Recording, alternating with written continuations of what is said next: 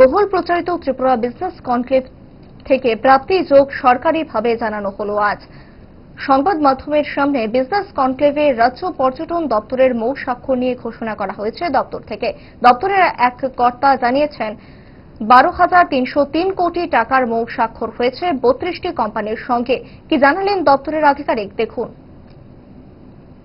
Total 22টা মৌ সই করেছি 22টা কোম্পানির সঙ্গে, যার টোটাল মূল্য হলো 3,056.50 কোটি টাকা। 3,056.50 ক্রোড় 22টা টোটাল কোম্পানির সঙ্গে সাইন করা হয়েছে।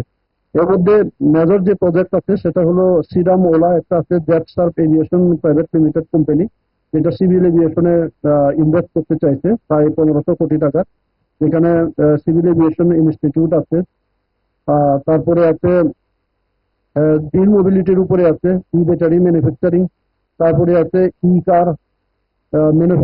কার ম্যানুফ্যাকচারিং, তারপরে আছে charging station, automated testing centre, তারপরে আরবিএসএফ, তারপরে regional aviation, tourism and emergency mobility, তারপরে আছে E bus, adventure park, sea plane, training centre, training institute, water group development, তারপরে আছে ইভিএস সার্ভিস। তো এই ট্যুরিজম সেক্টরে টোটাল 32টা কোম্পানির ইনভেস্টমেন্ট হচ্ছে টোটাল 3,056.50 crore।